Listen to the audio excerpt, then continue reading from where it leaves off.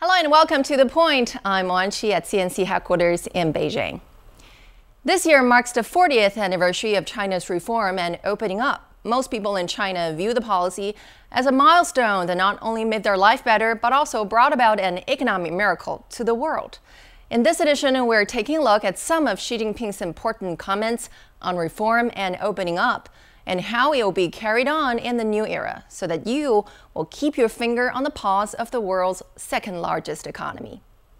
Xi Jinping visited the city of Shenzhen during his tour in South China's coastal Guangdong province this October. Shenzhen is a one-time small fishing village that turned into the frontier for China's reform and opening up campaign.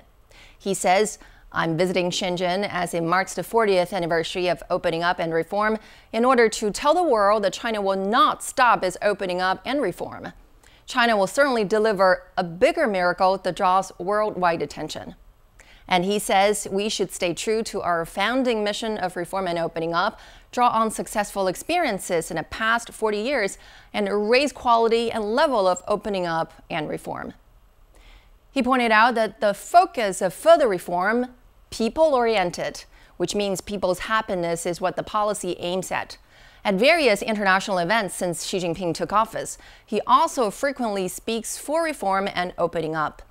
At the world's first import expo in Shanghai this November, he says, quote, "Progress of the human society requires continued efforts of all countries to advance opening up, cooperation, and win-win development, instead of seclusion, confrontation, and monopoly." At the APEC summit in Papua New Guinea this year, she says openness has become a trademark of China, and China has grown by embracing the world, and the world has also benefited from China's opening up. As to how to deepen reform and opening up, Xi Jinping pointed out several key areas, including boosting the real economy, supporting independent innovation and the private sector, bridging rural-urban gap, widening market access, and strengthening global cooperation such as the Belt and Road Initiative. None of the above is an easy task, but just as Xi Jinping has put it, with reform may come sharp yet brief pains, but without reform, the pains will last much longer. And that wraps up this edition of The Point. Thanks for watching. We'll see you next time.